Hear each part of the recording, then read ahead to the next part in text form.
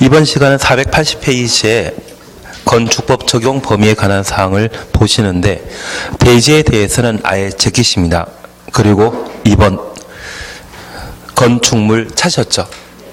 여기 건축물과 관련되어 건축물 정의에 대해서는 이미 함께 보셨고, 그리고 동그라미 2번 건축법 적용 제외 건축물, 건축법령을 적용하지 않는 건축물에 대해서는 작년에 시험에 나왔는데 공부하실 마음이 있으신 표정도 있으시고, 그냥 잠깐 확인만 하고 지나십니다. 작년에 기출문제 출제되었기 때문에 481페이지의 건축법 적용제의 건축물은 시험에 안 나올 겁니다. 근데 안 나올 걸 꼭 해야 된다는 게 그냥 지나가십니다. 생각해보니까 진짜 이건 나중에 시간 남을 때 하도록 하겠습니다. 그리고 482페이지의 공작물에 대해서는 이미 보셨습니다. 우리 약속하시길 이용담, 사광, 8고, 오태. 그리고 기계 주차장이라면 8m 이하일 때 축조신고 대상이다. 만약 8m 초과하면 주차장법을 적용하기 때문에 건축법의 적용 대상이 못 됩니다. 그리고 옆에 페이지 보시게 되면 483페이지에 건축법 적용 대상 행위 찾으셨죠? 이쪽을 함께 보십니다.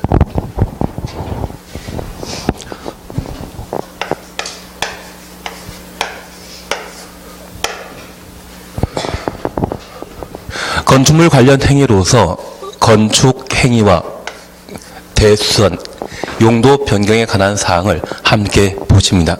그리고 제가 오래 생각하건대 시험에 꼭 나올 게 있다고 하면 리모델링입니다. 대수선과 증축, 개축 모두를 리모델링이라 표현한다. 6월 달에 개정되는 사항으로서 최근 개정 사항이 되기 때문에 꼭 한번 봐주셔야 할 겁니다.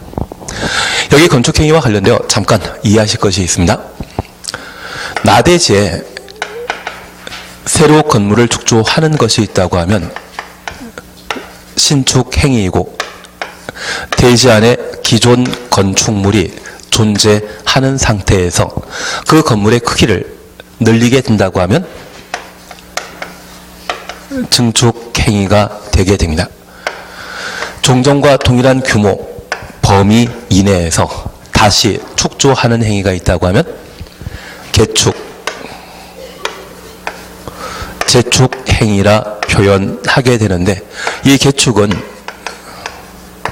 건물 소유자가 스스로 건물 전부 또는 일부를 철거하고 다시 축조하는 것을 개축이라 표현합니다.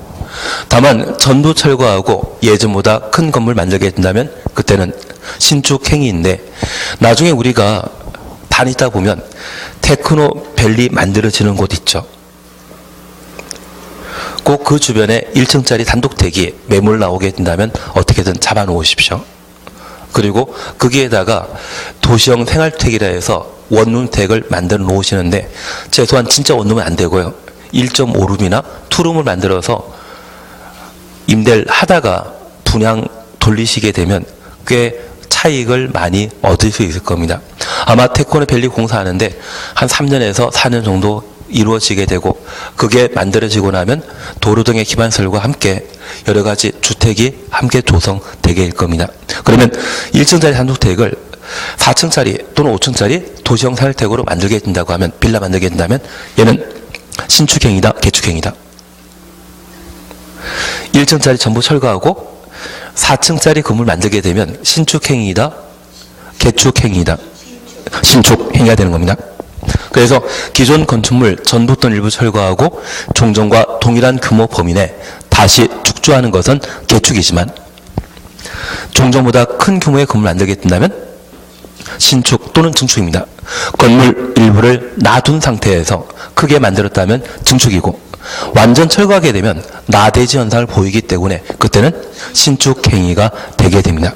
그리고 재축과 관련되어서는 올해 개정되었는데, 연면적 합계는 반드시 종전과 동일하고, 다른 부분에 대해서는 탄력적으로 축조할 수 있도록 허용하고 있는 것이 재축행위입니다. 올해 바뀌었기 때문에 잠깐 확인해 놓습니다. 재축 찾으셨죠? 건축물이 천재지변이나 그 밖의 재해로 멸실된 경우, 멸실 추정수입니다. 그 대지안에 다음 항목 요건을 모두 갖추어 다시 축조하는 것을 말한다. 가. 연면적 합계는 종전 규모 이하로 할 것. 연면적 합계는 종전 규모 이하. 가로 해놓습니다. 답은 동수, 층수, 높이는 다음 하나에 해당될 것. 1번 모두 종전 규모 이하일 것. 그리고 2번입니다. 동수, 층수, 높이 어느 하나가 종전 규모 초과하는 경우에는 건축 법령 등에 모두 적합할 것 확인되시겠습니까? 그러면 이렇게만 잠깐 이해해 놓습니다.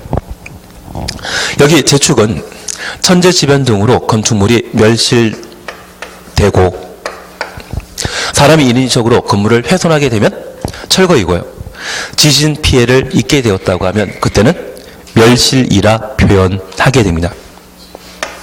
그 중에 건축물의 크기를 좌우하는 것으로서 건축 연면적은 반대 종전과 같은 범위이고 동수, 층수, 높이 이것은 종전과 같거나 종전보다 초과하더라도 재축행위로 허용하게 됩니다. 작년 개정 전까지만 하더라도 동수, 층수, 높이도 종전과 동일한 때만 재축으로 인정했었는데 경주 지진 피해 이후 지진 피해를 재복구하고자 하는 때 종전과 동일하게 다시 축조하게 된다면 비용 부담만 발생하고 직접적인 지진 피해를 복구하는 데 도움이 되질 못했습니다. 그런데 우리 주변에 5층짜리 아파트 단지가 한 5동 정도 되고 이 5층짜리 아파트가 지진 피해를 겪었을 때 건물 한 동으로 바꾸면서 25층짜리 아파트를 만들게 된다고 하면 충분한 조망권이 확보되기 때문에 분양 시의 재산 가치가 크고 이러한 것들이 지진 피해를 복구할 수 있는 비용으로 활용될 수 있다고 판단하게 되었습니다.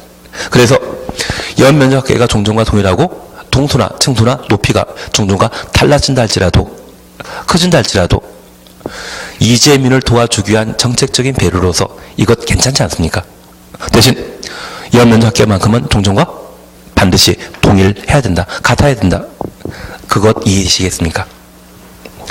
반면에 개축의 경우는 건물 소유자가 기존 건물 전부 또는 일부 철거하고 종전과 동일한 규모, 연면적, 건축면적, 높이, 층수 모두 종전과 같은 때만 개축이라 표현하고요. 재축과 관련되어서는 연면적 합계만큼은 반드시 동일해야 되지만 나머지 요건에 대해서는 탄력적으로 적용한다는 것을 각각 구분해 놓습니다. 추진 이해하시겠습니까? 만약 연면적도 종전보다 크게 할 수 있다. 그런 취지라고 하면 재축 아닙니다. 그것만 확인해 놓습니다. 이전에 대해서는 크게 신경 쓰지 않습니다. 잠깐 보십니다. 건축의 주요 구조에 취하지 않고 같은 대지에 다른 위치로 옮기는 것을 말한다. 확인되시죠? 그러면 우리가 알고 있는 독립문은 원래 있던 자리에서 서대문 공원으로 옮겨놨는데 걔는 이전 아닙니다. 그런데 우리가 지금 공부하고 있는 건축법은 1962년도에 제정한 법령인데 그 당시에 건축물이라고 하면 지금 우리가 앉아있는 학원 같은 철근, 콘크리트 구조의 건물이겠습니까? 목조 건물이겠습니까? 목조 건물입니다. 그리고 저 1962년도만 하더라도 한 필지 대지 크기가 100평, 200평 되었거든요. 그리고 그곳에 목조 가옥으로서 한 20평 정도의 건물 지어놓고 살고 있었습니다. 한번 살다가 햇빛 잘 안 들고 바람 잘 안 통한 곳이 있다면 200평이라고 한 넓은 대지에 목조 건물을 다른 곳으로 옮길 수 있죠. 그게 이전입니다. 그러면 같은 대지 안에 건물의 주요 구조부 해체하지 않고 건물의 위치를 바꾸는 것을 뭐란다? 이전이라 표현하게 되는데 이것 새로 건물 만드는 거 아니죠. 이축이란 말 사용하는 거 아닙니다. 이축이란 말 쓰지 않고 이전이란 말을 사용한다는 점 구분해 놓습니다. 이축이란 말 쓰는 거 아닙니다. 이축은 몰라도 상관없습니다. 대신 제가 10회부터 15회 때 강의할 때는 개특법령을 중개사 공법 시간에 강의한 적 있습니다.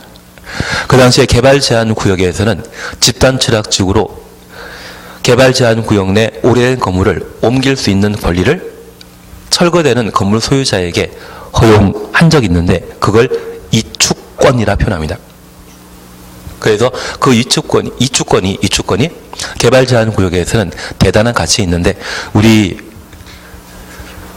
천마산 주변 일대가 개발 제한 구역으로 지정되어 있는데 그 개발 제한 구역에 한 30년, 40년에 사람 많이 살았습니까? 없었습니까?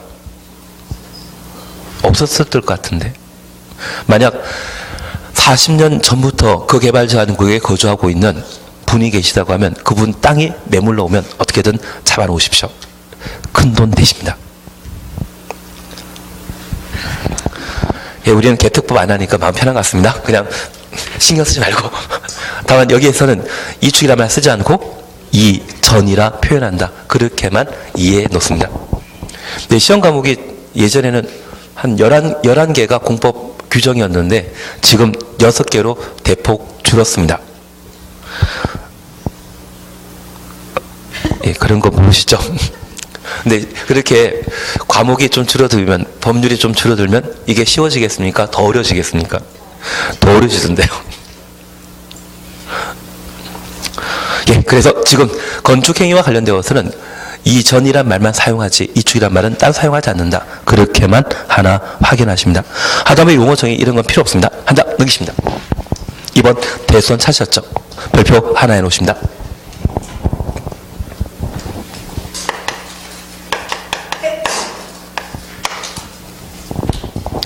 아마 올해 대수원과 관련되어 시험 문제가 나오게 될 겁니다.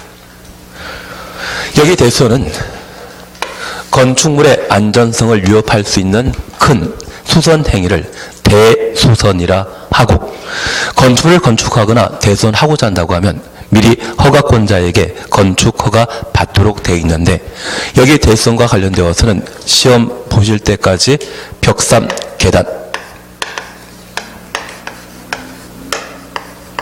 경관이라는 말로 각각 대신하시는 겁니다. 벽산, 계단, 경관이라 대신해 놓습니다. 여기 벽과 관련된 우리 우선 함께 보실 것이 주요 구조부 앞서 보셨기 때문에 그냥 지나가시고 파란 박스 있죠?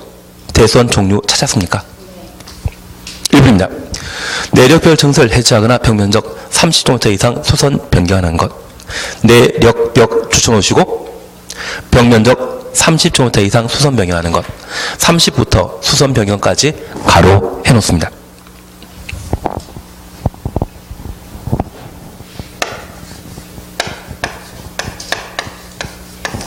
건물 무게를 지탱하는 주요 구조부에는 소직 구조로서 기둥이 있습니다.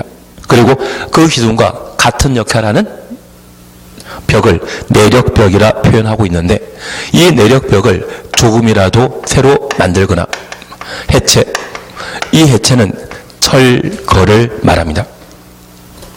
저 내력벽을 철거, 해체하게 된다면 건축물의 안전에 큰 영향 끼칠 수 있죠.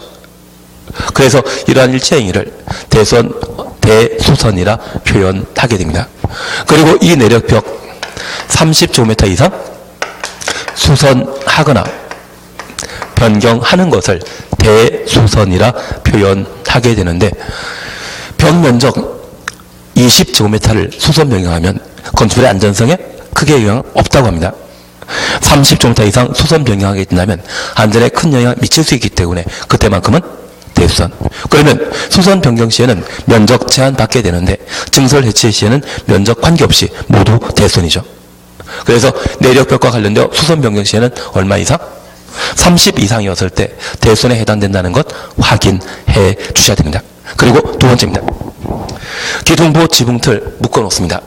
각각 증설 해체하거나 3개 이상 수선 변경하는 것을 대수선이라 표현하게 됩니다. 그러면 기둥만 3개 이상 수선할 때 대수선이고, 한 건물을 구성하는 기둥 2개와 보 하나를 동시에 수선하게 되면 대수선 아닙니다. 기둥만 3개 이상 수선 변경할 때, 보만 3개 이상 수선 변경할 때 대수선에 해당된다는 것 봐주시는데, 하나 이해하실 것이 있습니다. 건물 건축하게 되면 위층, 하중 지탱하기 위해 기둥을 각각 만들게 되는데 저 위층 바닥 무게가 기둥에 잘 전달될 수 있도록 위층 바닥에 딱 붙여 돌출되어 있는 수평 구조물이 있습니다. 얘는 바닥 무게를 기둥에 전달하기 위해 만들어져 있는 위층 바닥에 붙어 있는 구조물이거든요. 얘를 우리 보라 표현하는데 대들보 보신 적 있습니까? 그 대들보라고 하면 수평 구조물이죠. 그 수평 구조물은 기둥에 하중을 전달하기 위해 만들어진 그런 주요 구조부에 해당되게 됩니다. 저런 보 하나와 기둥 두 개를 동시에 수선하게 된다면 대손 아닙니다. 기둥만 3개, 보만 3개 이상 수선했을 때 대손에 해당된다는 것 확인해 놓습니다. 취지 이해하시겠습니까? 그래서 여기 2, 3, 4는 숫자 3과 관련된 것으로 생각하시고 수선 변경 시에는 3개 이상 수선 변경할 때 대수선에 해당한다. 5번 방화벽 등을 증설일제 수선 변경하는 것. 최근 밀양 화재 사건과 제천 화재 사건이 있었습니다. 이 방화벽은 거실이라고 하면 벽으로 둘러싸인 그런 공간을 말하는데 그런 거실 하나에서 화재 발생하면 이후 세대 화재 확산되는 것을 방지하기 위해 설치해 놓은 구조물을 방화벽, 방화구역에 올려한 바닥벽이라 표현하게 됩니다. 그래서 화재와 관련된 안전을 제고하기 위해 설치해 놓은 방화벽을 증설, 해체, 수선 변경하면 화재와 관련된 위험 높아질 수 있죠. 대손에 포함시키게 됩니다. 다만 이 방화벽과 관련되어서는 수선 변경 시에 면적 제한 없습니다. 그렇게만 잠깐 확인 없습니다. 그리고 6번 주계단, 피난계단, 특별 피난계단을 증설, 해체, 수선 변경하는 것 신경 쓰지 마십시오. 다만 여기 옥외 계단은 있다 없다? 옥외 계단은 없습니다. 그러면 여기 주계단, 피난계단, 특별 피난계단은 모두 건물 내부에 설치되어 있는 계단입니다. 우리 계단 이용하시면서 우리 학원 5층에서 지상 1층으로 내려가기 위해 계단 사용하기 위해서는 철제문이 있지 않습니까? 그 철제문이 법에서는 갑종 방화문입니다. 그리고 아파트 각 방 문이 있는데 그 방문은 철로 만들어진 것이 아니라 다른 구조로, 다른 재료로 만들어놨죠. 아파트의 각 방의 문은 을종 방화문입니다. 갑을. 그러면 이 방화문을 열고 비상계단 사용할 수 있다면 그게 피난계단이고요. 11층 이상의 건축물의 경우는 저 갑종 방화문 2번 열어야만 비상계단 이용할 수 있습니다. 그러한 계단 구조를 특별 피난 계단이라 하고 우리 4층짜리 빌라 이용하실 때는 계단 사용할 때 문 여는 거 없죠. 그걸 주계단에 표현합니다. 그래서 주계단은 4층 이하의 건물에 만들어지는 계단을 말하고요.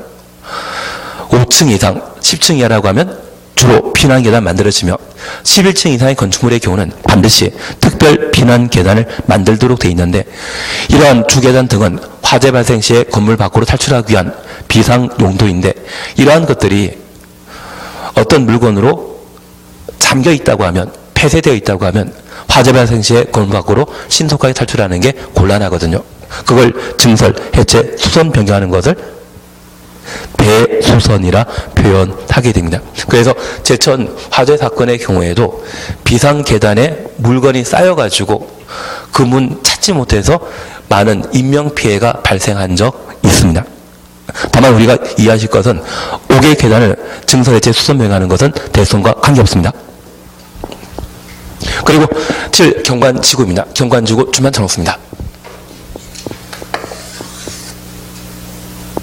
여기 경관지구와 관련되어서는 전주에 한옥마을이라는 곳이 있거든요.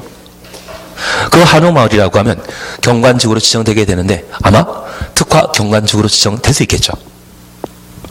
그러면 이 한옥과 관련되어 우리 서울 같은 남양주에서도 한옥 많이 볼 수 있는데 조합면 같은 데 가보면 정약궁 생가 계셔가지고 많이 볼 수 있는데 서울 같은 경우도 예전에 뭐 성북동이나 명륜동에 한옥 진짜 많았거든요.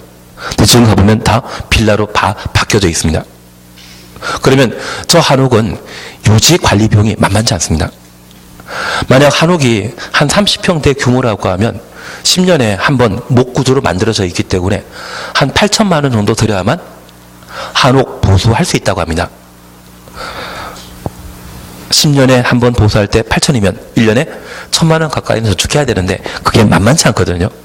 그러다 보니 이 한옥 오래된 것을 물려받으신 분이라고 하면 그거 철거하고 빌라 만드는 일이 대부분이었습니다.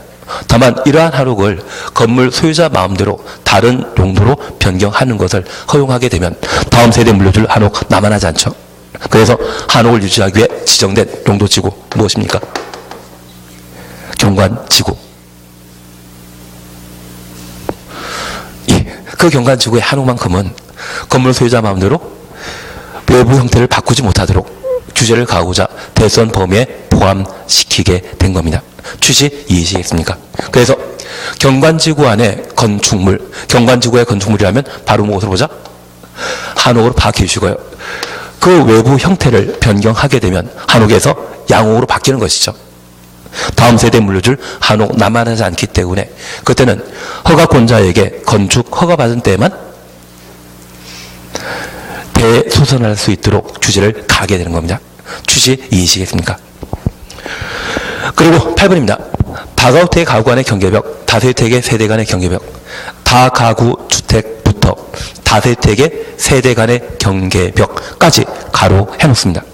증설, 해체, 수선, 변경하는 것을 대수선이라 표현하게 됩니다. 하나 이해하실 것이 있습니다. 다가구택과 다세대 주택에 대해서는 제가 조금 있다가 다시 한번 설명드리게 될 텐데 얘를 흔히 빌라라 표현하게 됩니다. 저 빌라 밀지역이라고 하면 주차장 문제가 큰 문제이거든요. 그래서 이 다가구택과 다세대주택에 있어서는 가구당 세대당 한 대 이상의 주차장을 만들도록 법이 정해졌는데 그러한 법은 우리가 2002년도에 월드컵 경기 치르면서 국민소득이 높아진 적이 있습니다. 그 전까지는 각 세대당 보유하고 있는 차량 얼마 안 됐거든요. 갑자기 차 보유 세대가 늘어나다 보니 주차장 문제가 큰 사회적 문제로 대두되었고 2003년도에 주차장법을 개정하면서 가구당 세대당 한 대 이상의 주차장을 확보하도록 법률로 규제를 강화시킨 적 있습니다. 그러니 예전에 25평짜리 빌라 4세대 만들던 분이라고 하면 주차장을 4대 확보해야 되는데 진짜 부담스럽거든요. 그래서 100평짜리 한 세대 만들겠다고 건축허가 신청하게 되면 주차장은 한 대입니다. 그리고 이 빌라 건축업자가 아파트 한 층을 2세대 이상이 함께 사용하게 되면 세대와 세대를 구분하는 벽면을 법에서는 경계벽이라 표현하거든요. 저 경계벽만 잘 만들게 되면 100평짜리를 25평 4세대로 쉽게 쪼갤 수 있습니다. 그러면 건축 공사 완료되고 이러한 불법 행위가 이루어지게 되면 주차장은 한 대밖에 안 되는데 세대는 무한정 늘어날 수 있죠. 주차장 문제가 큰 사회적 문제로 대두되어 그러한 문제를 해소하고자 2005년도에 주차장 문제가 심각한 다가구택과 다세택의 경계벽을 증설, 해체, 수선, 변경하는 것을 대수원 범위에 포함시키게 되었습니다. 대수원 범위에 포함되었다고 하면 건축 허가받은 때만 할 수 있죠. 주차장이 확보되었다고 하면 허가 내주는데 주차장 확보되지 않았다면 건축 허가 자체를 통제함으로써 이후에 빌라 밀지역의 주차장 문제를 해결한 적이 있습니다. 취지 이해하시겠습니까? 그러면 여기 경계벽과 관련되어서는 다가구 주택, 다세택이라는 말이 나왔을 때만 대수원 범위에 포함되는 것이고 아파트의 경우에도 한 층에 여러 세대 함께 거주하지 않습니까? 그 아파트의 경계벽을 증설, 해체, 수선, 변경하는 것은 대수원 아닙니다. 아파트는 충분한 주차 공간이 확보되었다 판단하기 때문에 대수원 범위에서 제외시켜놓고 있습니다. 오직 뭐만? 다가구, 다세택만. 그리고 9번입니다. 건축물 외벽에 사용하는 마감 재료를 증설 해체하거나 평면적 30m 이상 수선 변경하는 것, 30m 이상 수선 변경 가로 해놓습니다.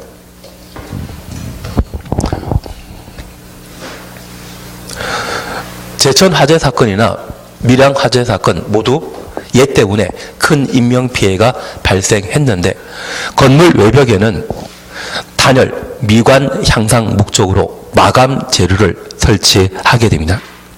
저 마감 재료와 관련되어 아주 예전에는 샌드위치 판넬이라 해서 양쪽에 철판 두고 가운데 스티로폼을 집어넣은 마감 재료 있었거든요. 3년 전에 의정부의 도시형 생활주택 10층짜리 아파트에 화재 발생했을 때 1층에 발생한 가벼운 화재가 이 단열 재료를 타고 건물 꼭대기까지 3분 만에 화재가 확산되었다고 합니다. 그리고 그때 스티로폼에 발생하는 유독가스 때문에 많은 인명피해 발생한 적이 있는데 그러한 의정부 도시형 생활주택 화재 사건 이후 2년 전에 건물 내부에 설치하는 마감 재료에 대한 법률을 개정했습니다. 하지만 소급표가 적용되지 않다 보니 3년 이전에 만들어진 건물은 이런 마감 재료에 대한 규제 대상 아니었거든요. 그래서 제천 화재 사건인 경우에도 마찬가지지만 이 마감 재료의 유독가스 때문에 많은 인명피해가 있었다더라고요. 그래서 최근 화재 사건과 관련된 시사성 있는 문제가 계속 반복되고 있기 때문에 건축물의 외벽 마감 재료 증설 해체하거나 벽면적 얼마 30 이상 수선 변경하게 되면 대수선에 해당한다. 확인되시겠습니까? 그러면 우리 요것 다시 한번 확인하십니다. 다른 거 없습니다. 내벽을 증설 해체하거나 평면적 3.5m 이상 수선 변경하는 것 대손이고 외벽 마감 재료. 그런데 우리 학원 건물의 경우에도 내벽의 경우에는 페인트 칠만 해놓고 있지 마감 재료 없지 않습니까? 그리고 우리 항상 아파트에 거주하시면서 난방비 아끼는 방법은 내가 살고 있는 세대 아래 위 좌우가 애기 키우는 집이라고 하면 보일러 빵빵하게 틀어주시더라고요. 그래서 내벽과 관련되어서는 딱히 뭐 도배하고 페인트 칠하는 거 끝나는 것이지 마감재로 따로 부착하는 거 아닙니다. 저 마감재는 대부분 외벽에 설치된다는 것 기억하시고 저 외벽의 마감재료를 증설 해체하거나 새로 만드는 겁니다. 그리고 벽면적 얼마? 30m 이상 수선 변경하는 때는 대손에 해당된다는 것 기억하시면서 수선 변경 시에는 30 이상일 때 증설 해체 시에는 면적 관계없이 모두 대손에 해당된다는 것 확인해 놓습니다. 그리고 제가 부탁드릴 것은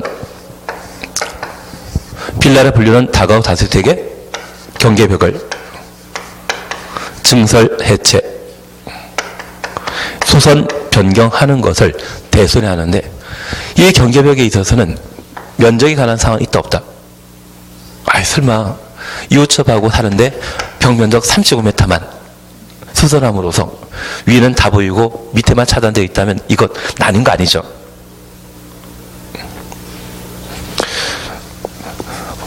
아무 의미 없는 이야기를 드렸습니다. 이때는 수선 변경과 관련되어서 면적 제한 없다라는 거 기억하시고 수선 변경 시에 면적 제한 두고 있는 것은 뭐만? 내려벽과 외벽 마감 재료만. 그리고 숫자 3과 관련되어 크게 신경 쓰지 않습니다. 게다가 신경 쓰지 않습니다.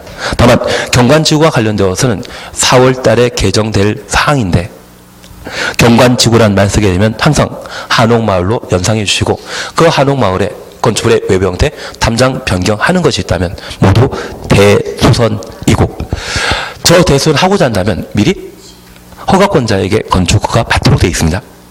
거기까지만 기억해 놓습니다. 올해 대수선 무조건 해 놓으셔야 됩니다. 다만 해 주신다고 하면 제일 1순위 외벽 마감 재료 가장 시사성이 있기 때문에 수선 변경 시에는 30 이상이라는 것 확인해 놓으시고 추가한다면 딱 3개 더 해 놓는 겁니다. 경관지구와 내려벽 다가구 다주택 거기까지만 반복해서 봐뒀습니다. 용도 변경에 대해서는 교재에서 후수를 하고 있는데 나중에 같이 보시도록 하고요. 3번 적용 대상 지역에 대해서는 지키십니다. 그리고 다음 페이지에 건축법 적용 안 하 있는데 이런 것 하는 거 아닙니다. 정신 건강에 안 좋습니다. 진짜 그런데 494페이지 찾았죠? 494페이지 찾았습니까? 건축물의 건축 등입니다. 하여튼 지금 제가 넘긴 것이 있다고 하면 같이 안 보는 쪽으로, 나는 청출어람이라는 용어를 알기 때문에 저보다 더 많이 알기 위해 공부하는 경우가 있는데 그거는 합격하고 계십시오. 합격하기 전에는 안 하시는 게 더 낫습니다. 그러면 잠깐 구분해 주실 것이 있는데요. 적용 범위와 관련되어 건축물과 관련되어 건축물의 개념을 함께 보시면서 건축물과 분리되어 있는 공작물로서 일정한 요건을 갖춘 때는 시군 구청장에게 신고하고 공작물을 설치할 수 있습니다. 이용남, 사광, 8고, 5태입니다. 그리고 두 번째입니다.